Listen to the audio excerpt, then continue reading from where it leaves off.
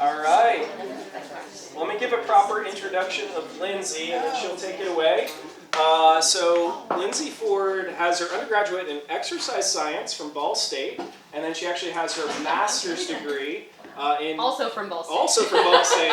Nutrition and dietetics. She was a Division I soccer player.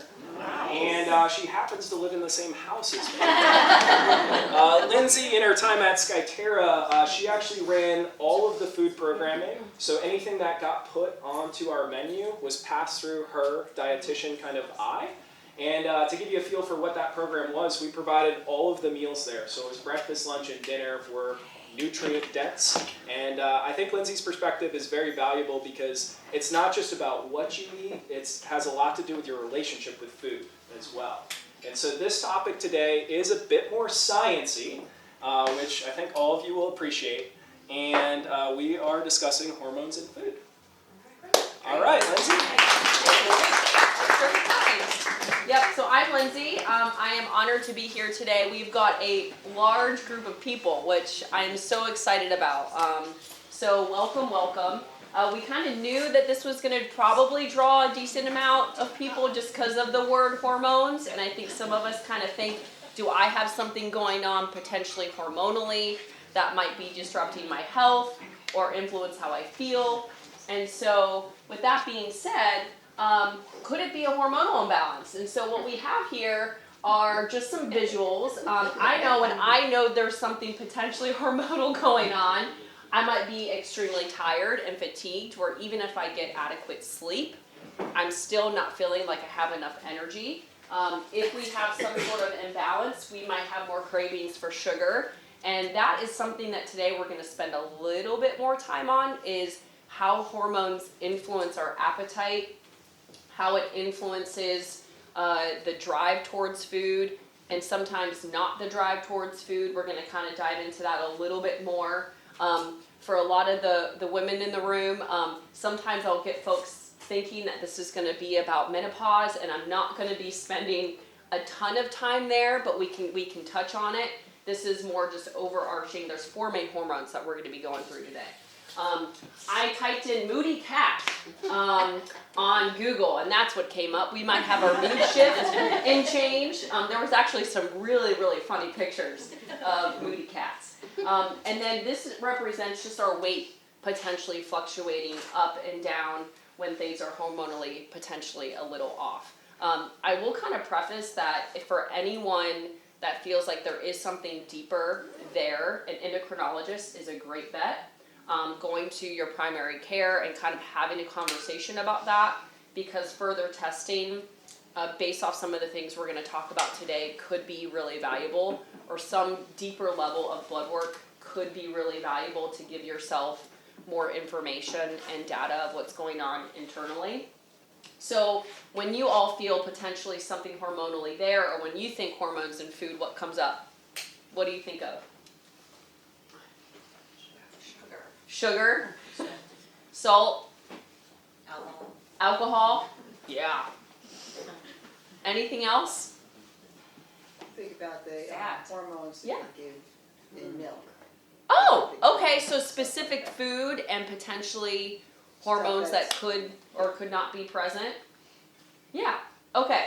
So what we're going to do is we're going to dive into 4 major hormones today. The first one is going to be insulin.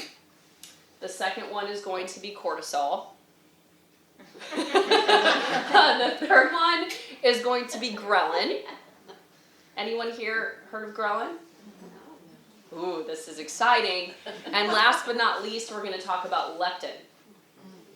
Oh, okay. So maybe, all right. So I do have a handout that I'll give at the end. So you can take notes if you'd like, but I tried to make sure to put some notes on the handout. So let's first talk about insulin. A lot of people will think of it as a storage hormone. Insulin is connected, it's basically secreted from our pancreas and allows energy to get into our cells, hence storage. Our body depends on glucose for fuel. We also need fat for fuel, and insulin does a lovely job when it's working properly and efficiently to get that energy from food into our bloodstream, into our cells. So we need insulin in order to make that happen. When you think insulin, what automatically comes up? Okay. So diabetes, type 1 diabetes, autoimmune condition, probably diagnosed at a fairly young age where the cells of the pancreas are attacking itself. For anyone that struggles with type 1 diabetes or knows somebody that struggles with it, has to be on insulin their entire life. It can be really tough to manage. Type 2 diabetes is when, well, it used to be considered adult onset, but type 2 can happen over time. It's not something that typically happens overnight. There's a strong genetic component, but then we also have lifestyle components too. So when you mix genes and environment, I like to think of it as a Venus flytrap. You mix certain genes and traits and certain environmental components, and we could have full throttle type 2 diabetes. The way that the insulin will work is that I like to think of it as smooth key. I'm pretty visual. I don't know about anyone else here, but think of it as smooth key. When it's working properly, energy can get in and out of the cell very easily. I don't know if you've ever had a bent key before, where it's like you're trying to get in and it's just kind of bent. That's what's considered insulin resistance, where it's more difficult for energy to get into our cells. Insulin resistance is also more connected to type 2 diabetes. So we want to remain as insulin sensitive as possible, as long as possible. Sometimes when people think of the word sensitive, it's connected to something, when in all actuality, insulin sensitivity is awesome. And that's what we want. So we're going to talk about some ways in order to get more insulin sensitive. I'm going to show another visual of what I would consider insulin sensitivity, and then we'll compare that to insulin resistance, because on a deeper level, it's going to influence how we feel and our attraction towards certain foods. So insulin, can you see this makeshift? I think this used to be a chair. So I'm going to draw a cell. And we have cells all throughout our body. That's good. That's awesome. And then let's consider this our blood. And we have blood sugars, also known as blood glucose, that's going to be in our blood. We want it to be at a certain level. It's going to fluctuate throughout the day. That's fine. That's normal. That's to be expected. Typically in times where we're not eating, you would see your blood sugars drop. And times where we eat, you would see blood sugars rise. So when we eat, our blood sugars will rise. And this sends a message to the pancreas, hey, push out some insulin, because we now want to get that energy into our cells. And how it works when we have insulin sensitivity is we have what are called insulin receptors on our cells, and it allows everything to move in. This is that smooth key where blood sugars can get in. Now, for those that are more insulin sensitive, how are we probably going to feel? Sluggish. We're probably actually going to feel pretty good. Oh, right? Yeah. But you're right. If it's the other way, we're not getting energy in, then that's when we would feel lower energy. So when we're insulin sensitive, energy is getting into the cell. We're able to stay focused. We're able to stay energized. After we eat, we could probably go a fair amount of time, 3 to 4 hours in between a meal or a snack, because we're having sustained energy. So this is what we want. Insulin resistance, I've always wanted to do this. I'm used to a whiteboard, but there's something really nice about just flipping it, you know? Okay, so let's go back to the cell. Insulin resistance, the energy's there. It's not that it's not there. We've got that lovely insulin receptor. We eat, or energy is there, and there's resistance at the cellular wall. How's this person going to feel? Sluggish. Tired. Energy's not getting in. So to tell somebody that is struggling with type 2 diabetes that's unmanaged to just cut back on the sugar, guess what all they want? Sugar. because they're not feeling energized. So insulin sensitivity, we want that. We want to promote it. The cool thing is that for those that are in an insulin resistant place, it's not a broken key, it's bent. We can get into a place where we can become insulin sensitive. We're still more susceptible to getting back here, but we can do a lot of work on our own to get into that more insulin sensitive place, which is fantastic. So that's what we're going to talk about. Any questions with this? What does the typical type 2 medicine of metformin do to change that? So what metformin does is basically, I'd say another way metformin works is kind of creating like a backdoor entrance for energy to get into the cells. It's making the cell more efficient at taking in energy. So metformin is the most common medication out there for type 2 diabetes. If somebody is, and there's different medications that are out there, but I'd say there's a lot we can do on our own before we were to get to that point, but some people do need medication to help regulate it. Yeah. If you're not certain, if you're not sure, your blood work is really, really informative on this. So we want our fasting blood sugars to be below 100. Anything between 100 to 125, fasting would be in a pre-diabetic state. Anything over 125 in a fasted state would be considered in a type 2 diabetic state. Doesn't mean it's there. I would get a second draw. The other thing is A1C. Has anyone gotten their A1C? Love A1C. That's a really great indicator because what A1C gives you is a 3-month average of what your blood sugars are doing.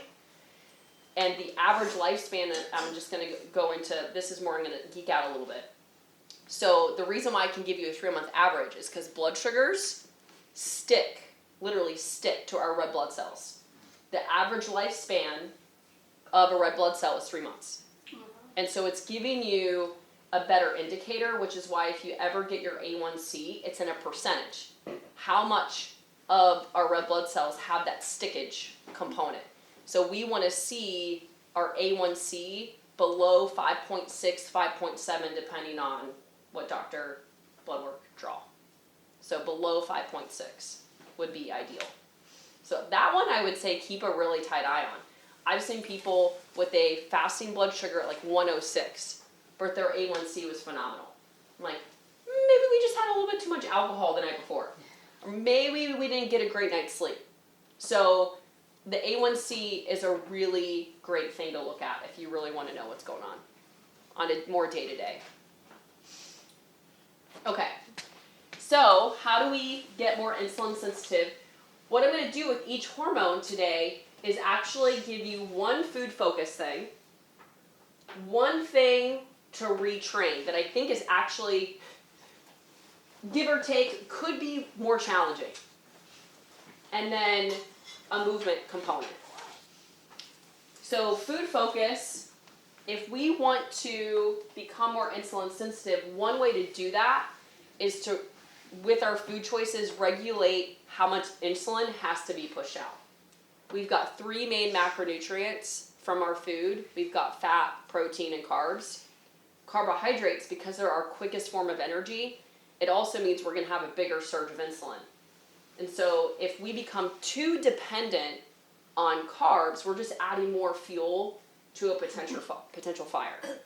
So it's not saying to cut the carbs and go too drastic with it.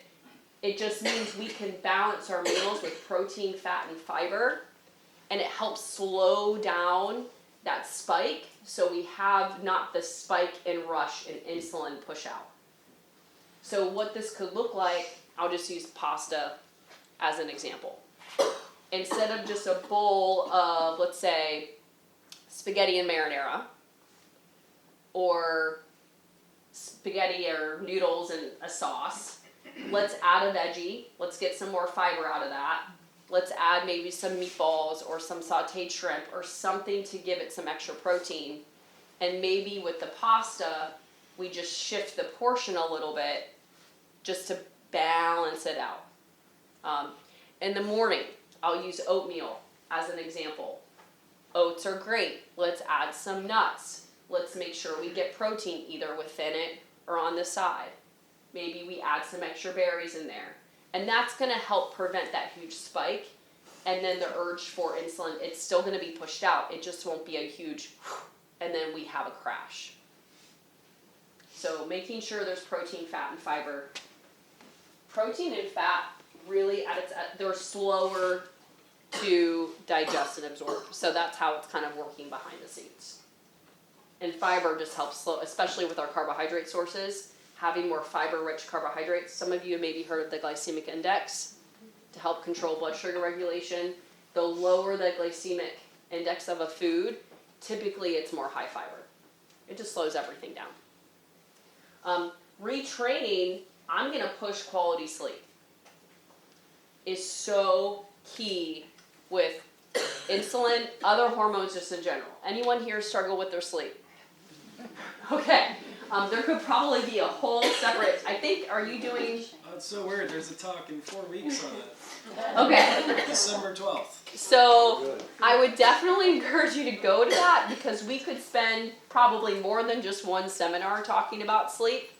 But there's some really interesting studies and research that's been done, I'd say specifically with type 2 diabetes, but just blood sugar regulation. And when we are getting 6.5 hours of sleep a night or less, or our sleep is all over the place, where maybe one night we're going to bed at 2, one night we're going to bed at 8, we're kind of all over, our blood sugars we are way more susceptible to insulin resistance. Part of this is if we're staying up, our body is going to release more stress hormones, our blood sugars are going to stay more elevated, we're not getting quality sleep and rejuvenation. So I would not discount sleep. The other thing, and I'd say this is more of a domino effect, is the next day with food consumption. So we, on average, as humans, if we are getting 6.5 hours of sleep a night or less, we are more susceptible to consuming anywhere between 200 and 300 calories of food a day or more, just that next day. I brought a study on it if anyone wants to look at it. There's more and more research coming out about what is happening the day after we're not getting quality sleep, especially with food consumption. And so again, we might be adding more fuel to the fire if we're eating more even just the next day. Because we're more hungry, we're tired, we feel like we need more energy. What do we go for when we need more energy? Sugar, more carbs, boom. And it's just like, so I would consider sleep as like a major domino that can make regulating blood sugars and insulin just more challenging. And then movement, I would not discount the power of walking. So we mentioned metformin. There's some interesting studies where even just walking 30 minutes a day, doing nothing else, changing nothing else, but adding 30 minutes of walking 5 days a week is just as powerful as managing blood sugars as a low dose metformin. So I would not discount the power of walking, even if you cannot change anything else or that feels too difficult to do that. I wanted to talk a little bit too about movement versus fitness, where if we really want to regulate our blood sugars just throughout the day, it's getting little doses of movement throughout the day. It doesn't have to be, hey, every hour on the hour I have to do 30 jumping jacks and do a quick workout. It doesn't have to look like that. What you're doing fitness-wise here at Palmetto Bluff is amazing. That's considered a snippet of what you can do, which is super, super powerful. But I would look at it as what can I do just throughout my day with movement as kind of the nitty-gritty with that. Questions with any of this? So something to think about as we move through our session today is there could be just one of these that you choose that it's like, yeah. I think that's where I'll put more emphasis. We're going to move on to everyone's favorite, cortisol. Cortisol, you probably all know it, right? You've heard it. I think it gets kind of a bad rep. We do need cortisol, by the way. If we were not able to run from a bear, or fight, flee, whatever, that would be bad. So we do want the stress response to happen. Cortisol is secreted from our adrenal glands. It's going to work with our circadian rhythm. So it's typically higher in the morning, and as the day goes on, it theoretically should go down. So we'd have more of a peak early morning, and then as the day goes on, we start to have a drop in cortisol. Again, in theory, around the 2 to 4 o'clock hour, you know, when you get that little cortisol is probably going down, and that's starting to signal even increased melatonin production. It's time to rest. It's time for the day to basically be done. But not everyone has that life. I don't know how many of you are still working, or you remember the days that you were working, and what were you doing at 3 o'clock in the afternoon? Working.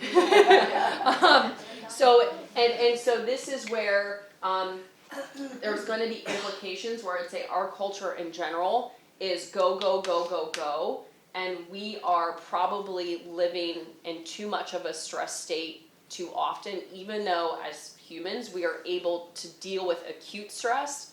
It's when it turns chronic where it really starts to have more havoc on our health, blood pressure, mental health, all of it.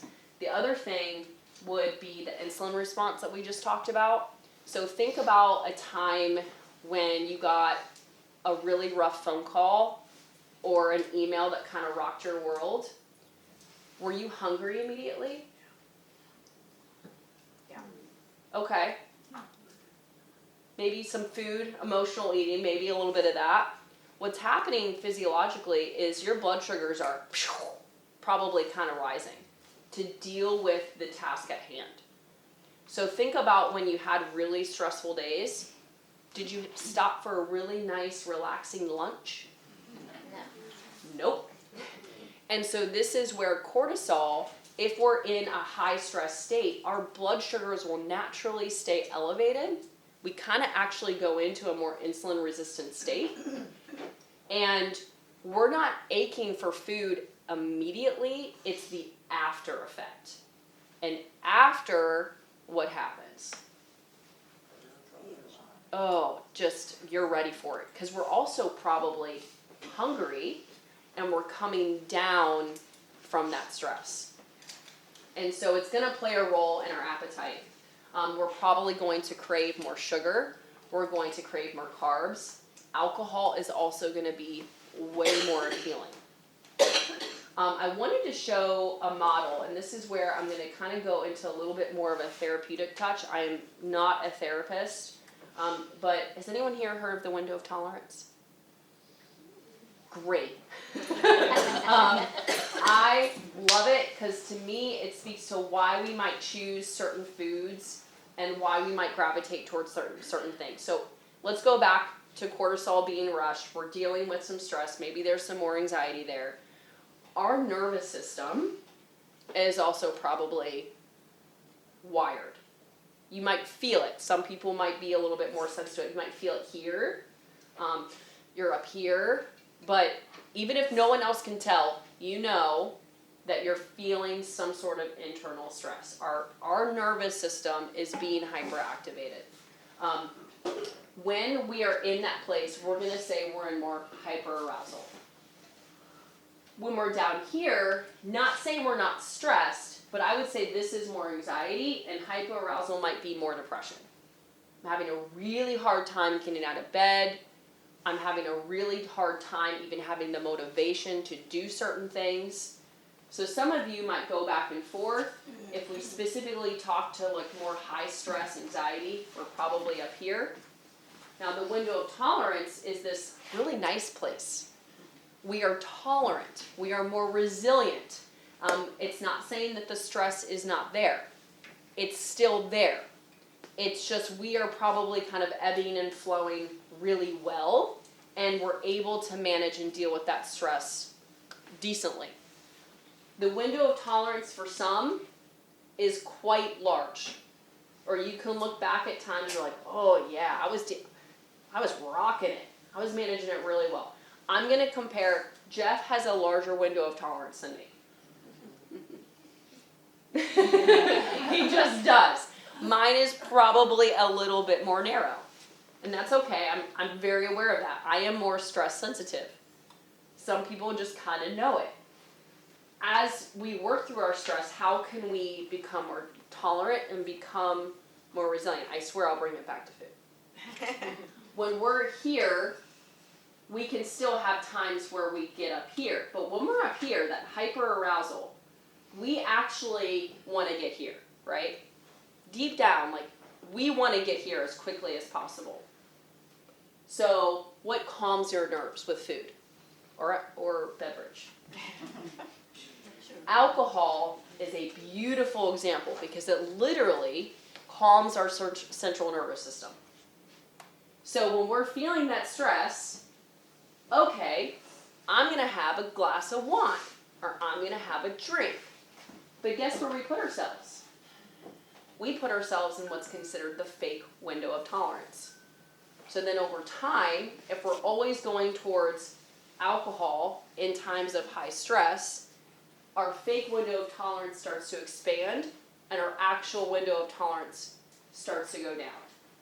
And so when we think about our food and we think about alcohol, we can know all of the nutritional benefits, non-benefits, but so much of it has to do also like that deeper, how can I cope differently with food and alcohol as well? And if we have too much stress, it's going to be really difficult to work with that. So how can we cope differently is going to be really, really important, where we're not as dependent on food or alcohol to calm our nerves or to wake us up. What might wake us up a little bit? Coffee. Can you think back to times where you just like relied on coffee for like all morning? What was breakfast? Oh, coffee.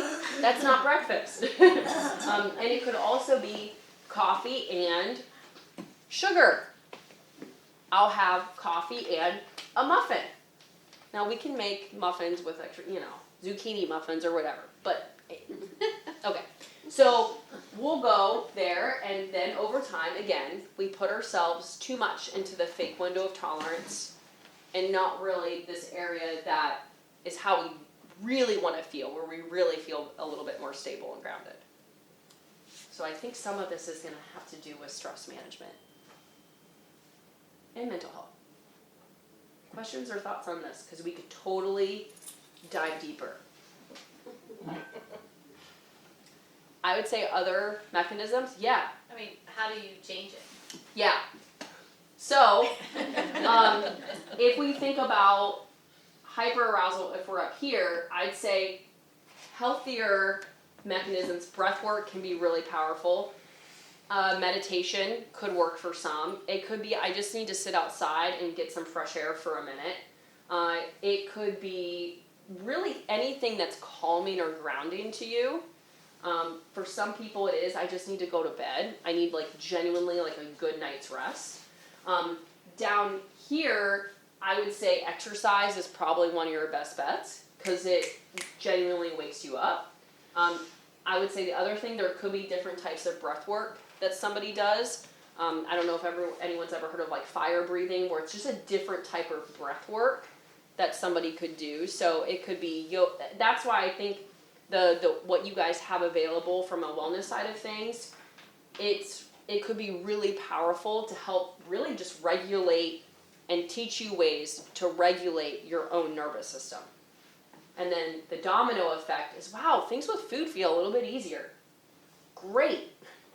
So that would be some things. I'd say really what can happen is we almost need to come completely down here in order to reset here. In order to be, if we're down here, if we want to reset here, sometimes we have to completely wake ourselves up to then reset here. You guys want to do something really silly? I didn't plan for this, but you want to do something silly? Okay, so we're going to pretend like we are down here. Okay? it's like, I can't. I just can't. All right, so we're all gonna stand up.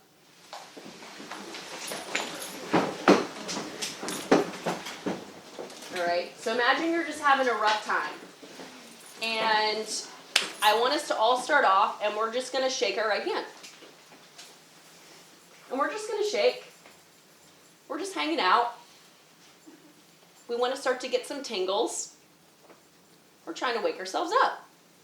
Music would also be ideal. But we don't have that. And now we're gonna shake our left hand and our right hand at the same time. We're just shaking. We're actually stimulating our nervous system right now.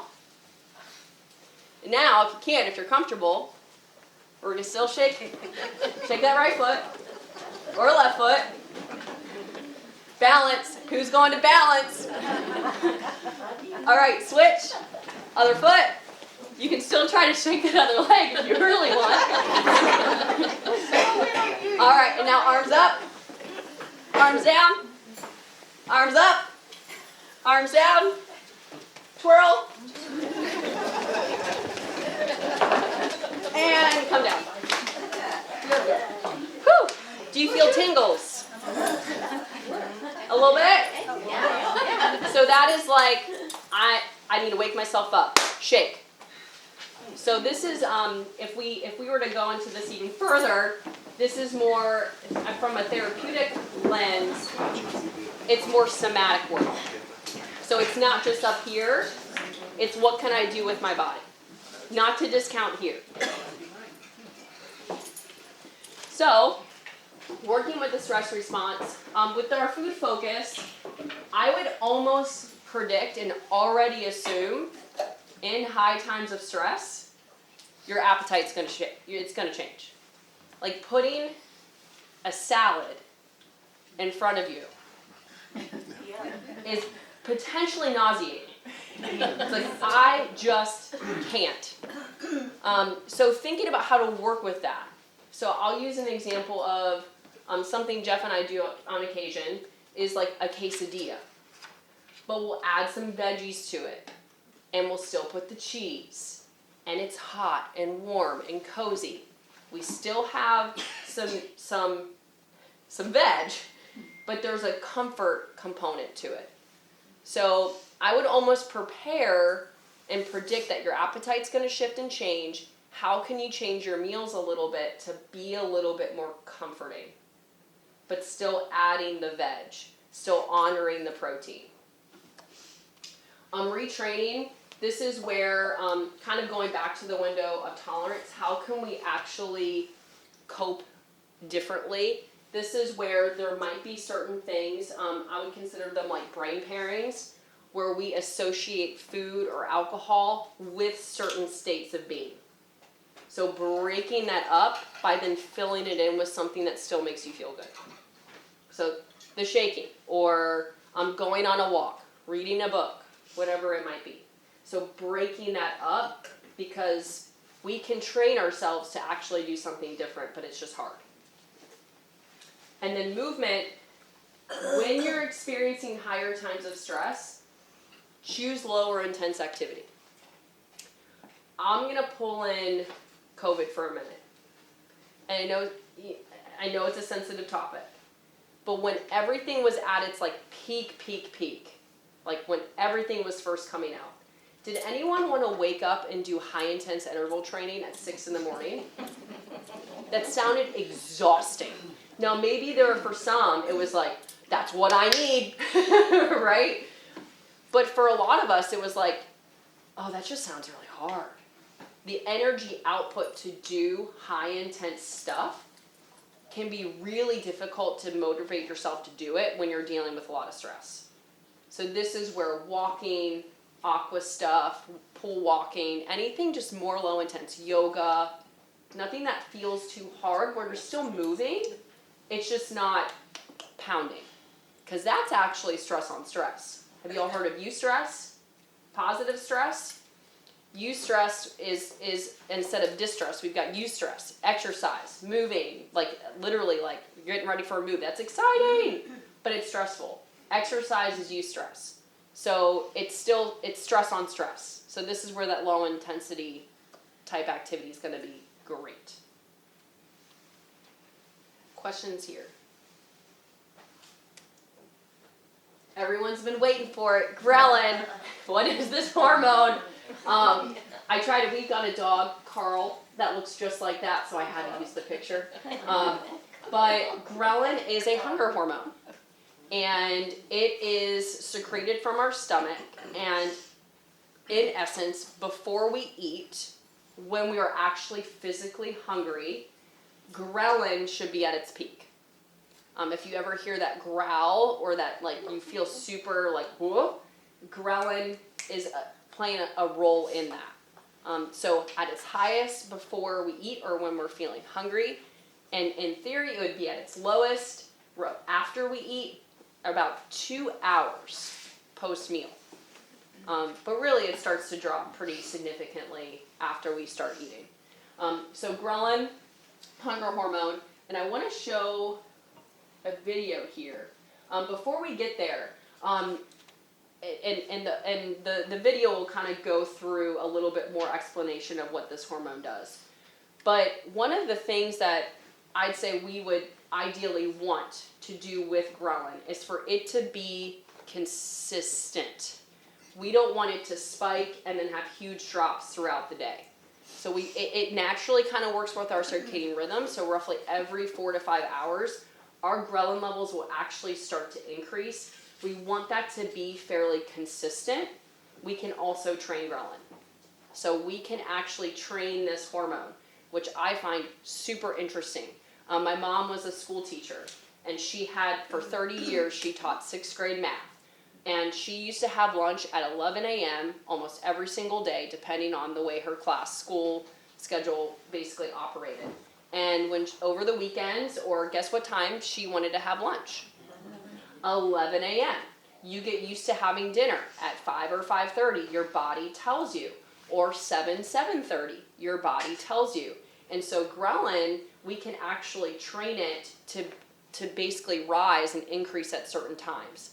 For anyone that would, happen to struggle with like nighttime eating, the body can literally wake itself up to be like, it's time to eat. Think of babies where they would be ready to sleep throughout the night, but we're waking them up to feed, let's say 6 months in. Guess what?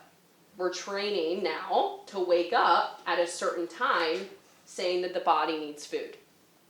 So being able to go longer periods of time is great, but we also don't want to push it too long because then we're just going to feel starved and depleted. So with food, one way to regulate that would be protein and fiber.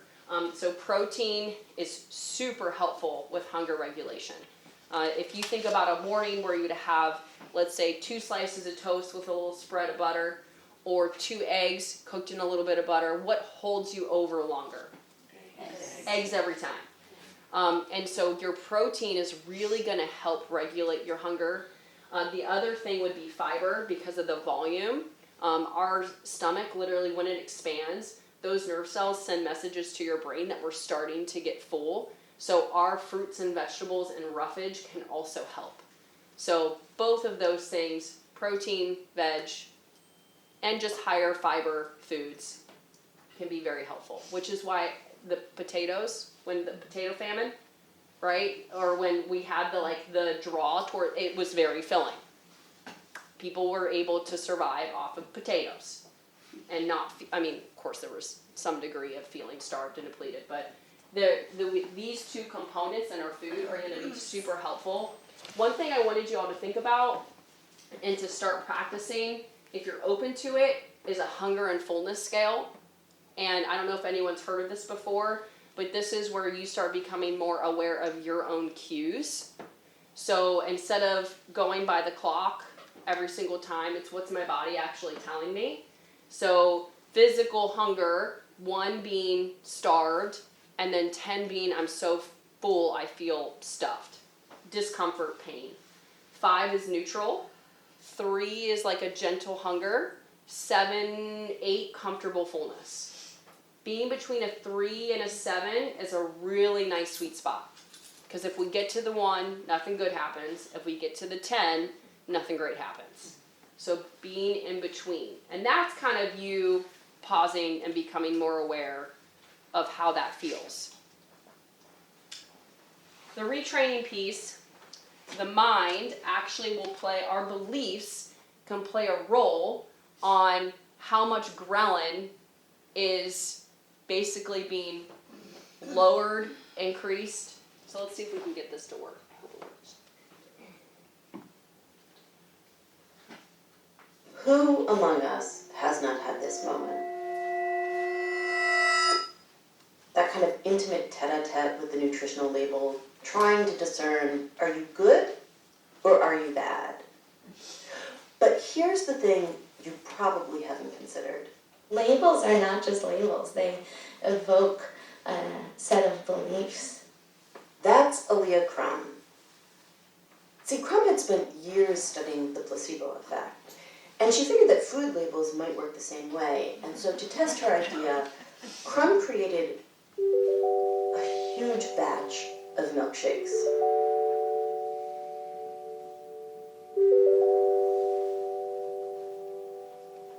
And then labeled it in 2 very different ways. Then, as people drank the milkshakes, she had nurses monitor their levels of this hormone called ghrelin. People in the medical field call it the hunger hormone. Basically, when you have not eaten anything, ghrelin levels in the stomach rise, which signals to the brain that it is time now to seek out food.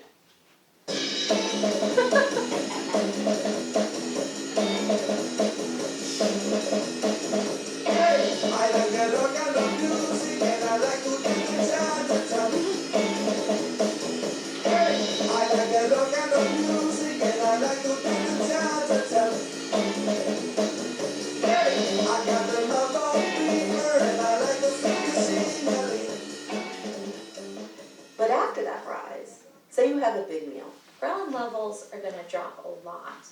And what that does is it signals to the mind, you've had enough here, and I'm going to start revving up the metabolism so we can burn the calories that were just ingested. But Crum discovered that those who believed they were drinking the indulgent shake responded as if their bodies had eaten 3 times more.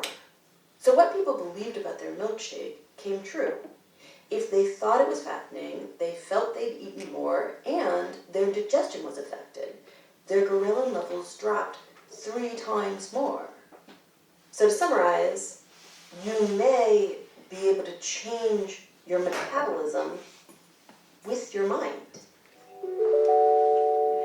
So in theory, if you want to lose weight, you could try eating healthy food with an indulgent mindset. You'd feel fuller and your metabolism would increase. And if diet products actually wanted to help you lose weight, they advertise as fattening, not fat-free. You have this very simple metabolic science, calories in, calories out.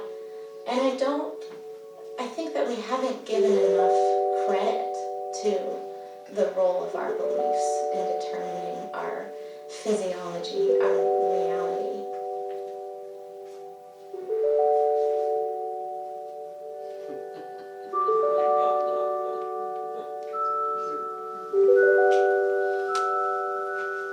Interesting, right? So the way that I look at this too is when we go into a meal, if we have any subtle degree of it's not enough or any degree of scarcity, it probably won't feel like enough afterwards. So this is where when you're thinking about your meals and your snacks, there's gotta be a level of like pure enjoyment that I think comes with it. I just think that's a really interesting study that she did. Movement, last but not least, I would just say with hunger, your activity probably will play a role in some degree on your hunger levels. So high intense exercise, low intense exercise, anytime you add more, I would just almost predict that you might feel hungry sooner than you're used to. You might actually not feel hungry right away, which is pretty normal and common, especially after something high intense because you're still in that stress state and eventually you'll come down from that.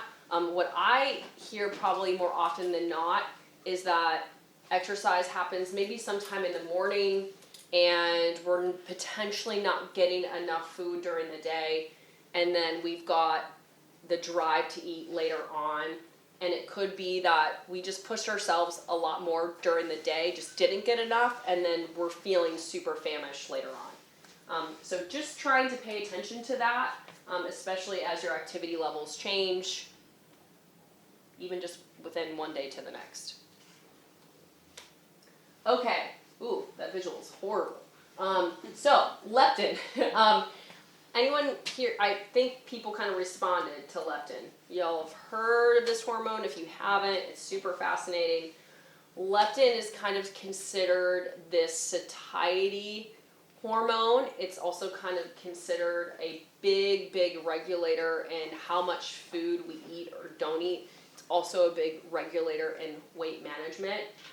Leptin is actually secreted from our fat cells. I think sometimes just sitting with that for a moment of like our fat actually secretes, it is part of our endocrine system. It is secreting a hormone called leptin. Leptin eventually syncs with the hypothalamus of the brain that is an appetite regulator of our brain. And so when we have the desire to eat or not eat, leptin is going to play a major role. In essence, when we are not eating, if we are in more of a fasting or if we are in a energy depleted state, there will be lower amounts of leptin that is circulating in our bloodstream. So kind of sit on that a little bit. If I'm not eating, if I'm in a fasted state, if I'm in an energy depleted state, even acutely, circulating leptin goes down.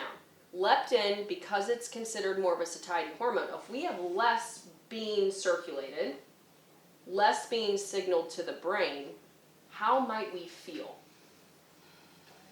Depleted, restricted, deprived.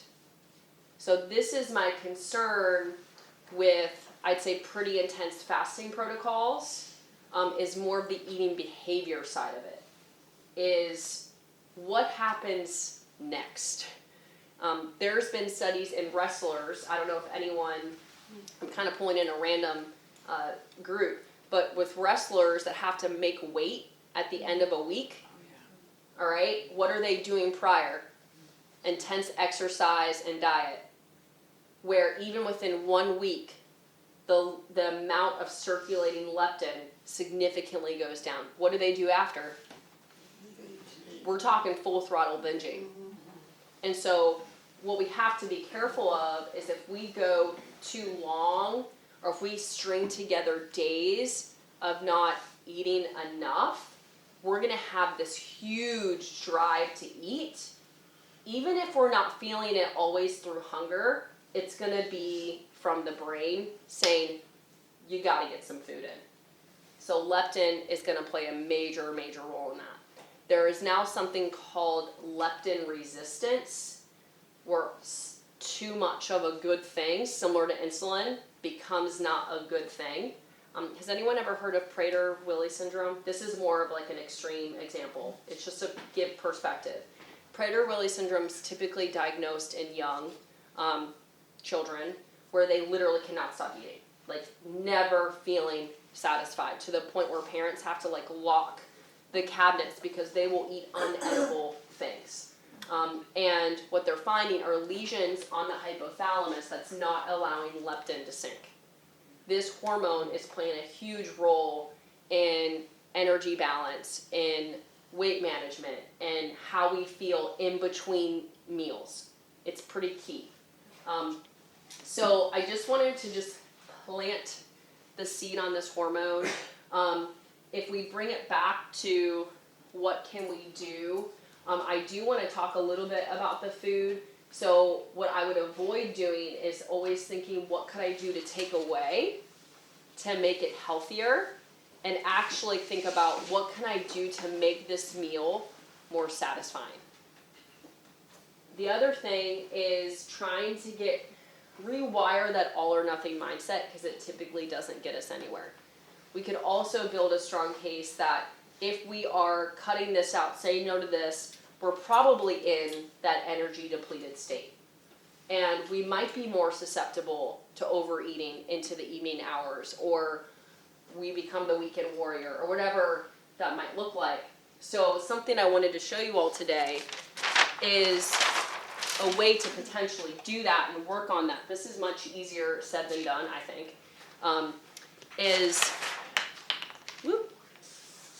We're going back to the circle. So this is where we can try to break that all or nothing. So we've got our safe foods and maybe our unsafe foods. We might consider our good foods, right? These are okay, are safe items. We're going to try to relabel it. These are things that are safe, and then instead of languaging it as bad, these are things that I just don't feel overly confident with. They're the things that once I start, it's hard to stop. Halloween, did that destroy anyone? Reese's. No, but this is where we might have chips, we might have bread, we might have wine. It's not saying that these things are bad. We just might not feel overly confident in certain situations where it's like, oh, I just ate the whole bag. Okay, what was that about? So the thing is if we just to say, I'm just going to completely cut these things out, now we're more susceptible to having a little less joy from our food, which is not great.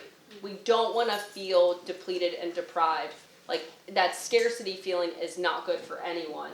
And so something to think about is to actually intentionally plan. And this is where we need to be intentional versus impulsive. Those two things are different. How can I actually work chips in, not cut out? How do I work it in so that over time, I actually feel safe with just about everything? And if I really want it, then I'll have it. And I've come up with great ways to integrate it. So it could be, you know what, I'm going to have a salad for lunch, and I'm going to have some chips on the side. Or it could be, you know what, when I have wine, I'm going to have it with food, and I'm just going to make sure I'm drinking some water in between. That feels a little bit safer. Or maybe it's the difference between being around others or being alone that makes it feel safe or unsafe. But if we cut too much stuff out, it's going to make us more susceptible to probably just go that other direction with it. So this, I think, is easier said than done, but it's a really great practice versus saying, I'm just going to cut it out, or I'm going to go 30 days, or I'm just going to, if you have an allergy and intolerance, certain medical conditions where you really do have to eliminate things, totally get it. I would just put a little caution thing up if you're eliminating things that could be irrational because of the after effect. Questions or thoughts here? Yes. What about intermittent fasting? I'd say specifically with leptin, specifically with eating behavior, I don't encourage it. If we look at other reasons for intermittent fasting, there's some cool science there. Cellular rejuvenation, longevity. Some people their entire lives have never really consumed breakfast. So it's kind of like, do you really force them to start? Which you can't force anyone to do it. But that's where I would caution it for those that struggle with late night eating. I would not fast in the morning. But we could still have a gentle fast every day. So this is where our body is meant to go through, I would say, anywhere between 10 and 12 hours of fasting.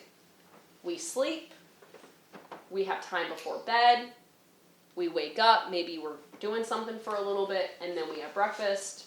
So our body should be going through some sort of fast every single day. Breakfast literally means breaking the fast.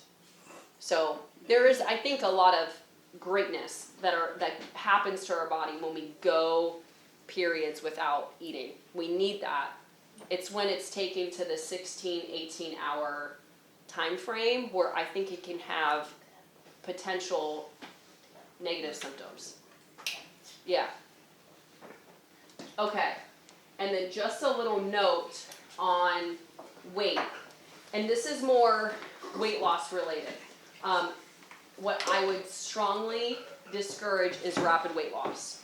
I know not saying the New Year is like right now, but I know for some, they get to the New Year and it's like, oh, I want to lose some weight or da. Losing rapid weight loss is only going to lower that leptin, which is only going to increase the drive to eat. So finding other ways of what does long-term success look like. If there is the desire to lose weight, slow is actually hormonally in your best interest. Which, who likes slow? Right?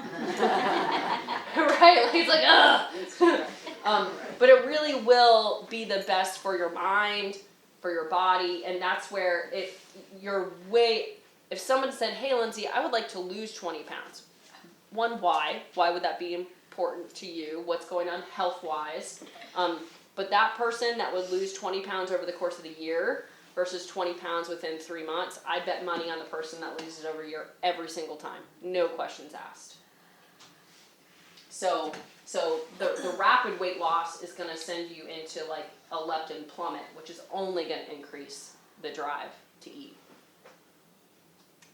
I just have a question about weight and aging. Okay, anything specific? I mean, I've just read you should expect it. It's natural and it's okay. So what should we expect? Yeah, so our metabolism doesn't change that much until we hit age 60, 65. However, for a lot of people, they're going through hormonal shifts before 60 to 65. I would say especially for women that go through menopause or are in menopause, there tends to be a weight kind of it distributes differently. You've got more of that is actually very normal and it's actually good. And what I mean by that is if something were to, God forbid, happen to you, you have extra to get you through traumatic things. So I don't think that lens has always looked at it. I would say the other piece of it is our body image side of it, where it's like, oh gosh, I'm not there yet. So I don't know what that really genuinely feels like. But I do know for a lot of people, where they get a certain age, they start to notice that their body changes. I'd say the other thing is it could be a little bit more difficult to gain muscle mass. And you can still do it. So I wouldn't discount that you can't put on muscle mass. You still can. You can still get stronger. It just might take a little bit more time. But yeah, I would expect almost like a body composition change where we have a little bit more fat on our body. Hopefully we're not losing too much muscle as we age. We can always increase our muscle. We can lower our body composition, but it probably is just a little bit harder. Sorry. Men also go, women go through menopause, men also go through hormonal change at that age, and how can you balance, like, what should we do? If there are two people in the house, only most of men and husband and wife, what should we look in our diet? Yeah, so testosterone can lower, similar to like women with estrogen drops, and so I would say, and this is more food related, and I am very pro carb. All right, like I think carbs are really great. I'd say I'd say if there was one thing to shift a little bit, it might be the amount of carb that you used to give yourself could change. And so if it used to be a cup of cooked rice, maybe now it's a half cup of cooked rice. We might be a little bit more insulin resistant, especially as we're going through that time, because the body's going through stress. So if we go back to that cortisol response, if our body's going through a stressful time frame, I'd say the other thing with this, and sorry, I'm kind of bopping around, when our body's going through those hormonal changes, what else is going on in your life? it's usually a very high stress time. So maybe you're taking care of your parents and you're taking care of your kids. And you're maybe in the prime of your career, or you're trying to retire, whatever that looks like. So it's like a very stressful time on top of hormonal changes. And so that's where if there was anything to shift maybe food-wise, I would say just maybe rebalancing out your plate where carbs aren't the star, they're still there, and making the star your protein and your veg. And yeah, I hope that's helpful. I have a quick question about juicing and sugar. Okay, so your vegetable juices tend to be lower in sugar than your fruit juices. I would say for some, like a vegetable juice is almost like taking a multivitamin because you're getting some really solid micronutrients out of it. Consider even like today, I mean, there was some protein in there, but it's really a lot of like fruits and veggies that were kind of blended up into kind of like a juice. And so I think they can be worked in for sure. What I would caution would be too often, too much volume of like 100% fruit juice, where your whole fruits, your whole vegetables are going to be prime. But I think your vegetable juices, even a blend of veg and fruit, can totally be worked in. And it doesn't matter whether it's like blender or cold pressed. It's either is fine. I actually prefer blender, just because you're getting the fiber and you're getting other things out of it. Texturally, it might not be everyone's favorite. Cold pressed, I mean, it's going to be expensive too, but yeah, I'd say getting something blended where you're getting the fiber out of it is really nice. So 2 questions. What is cold press and what was in that?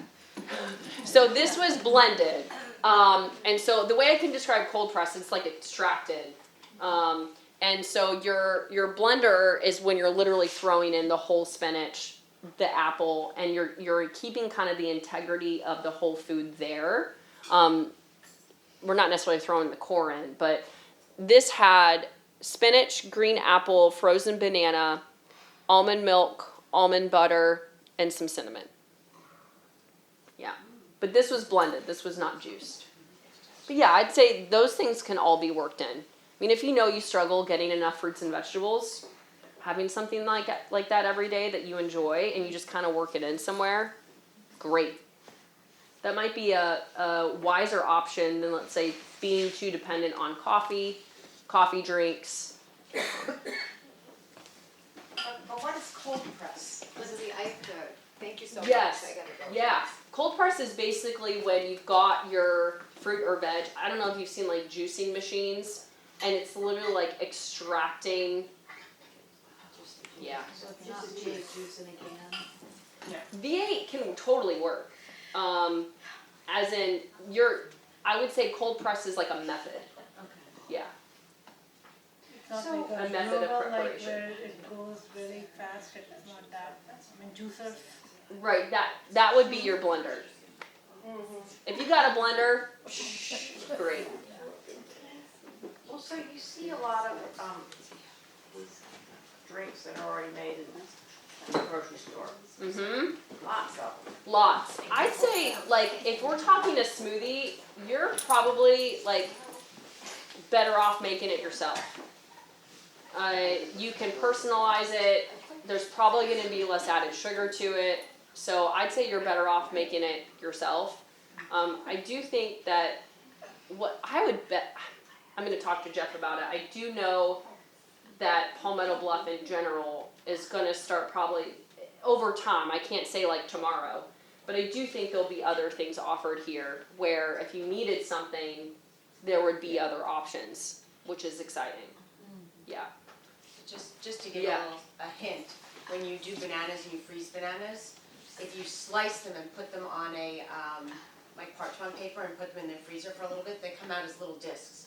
And then you can put them in a Ziploc bag, and you've got a ton of them that you can just grab some, instead of freezing an entire banana or trying to cut it when it's frozen.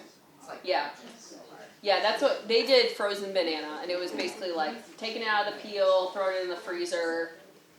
There's a lot of in the newsletter you'll get the recipe for that, and there's different ways to tweak it. Like you don't have to put spinach in your smoothie, you know, that's not your thing. but you probably didn't really taste it. Okay, so big picture, next steps. I would try to explore short-term and long-term solutions to regulate your response to stress, just because it does have such an influence on our appetite and our drive to eat or not eat and then eat. I would start with sleep as a big focal point. So next month you'll hear another seminar on sleep. I'd say if you want to get started on that already, going to bed and waking up at the same time every day. That is your best thing that you could do. Is I'd say within a 15-minute buffer. Anything beyond that, you start to kind of mess with the circadian rhythms a little bit. So same time, going to bed, waking up at the same time. Prioritizing protein. I'd say one common theme within the different hormones that we talked about today was getting protein to regulate hunger, blood sugar levels. So if you need to put extra emphasis on that, then I would do so. And then I would try to explore the concept that all foods really can fit, just so we're not sending ourselves into complete deprivation, and then it's only going to increase the drive to want to eat, and then we're adding more fuel to any sort of fire that's there. And then I really wanted to just briefly touch on this plate. I mentioned it, I showed it in the last seminar that I did in September. So if you need a little bit of a visual, thinking about a quarter of your plate protein, a quarter of your plate carb, fat's going to find itself everywhere, leaning towards a lot of the non-starchy vegetables, so things like your leafy greens, broccoli, your cruciferous, those kinds of things, half the plate, and then just adding this extra layer of love and joy to your meal, not looking at it simply just based off nutrition. And then I just like this visual, and I'll kind of leave on this note, but thinking of your body also as like your real home. So when you're thinking about your daily activities and what you're doing to take care of yourself, like this is actually your home. Not this structure, this is your home. And so what can I do to take better care of myself?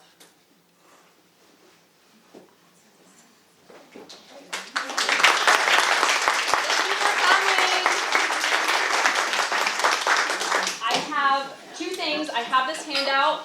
I will leave two piles. I'll put one here and I'll put one over here.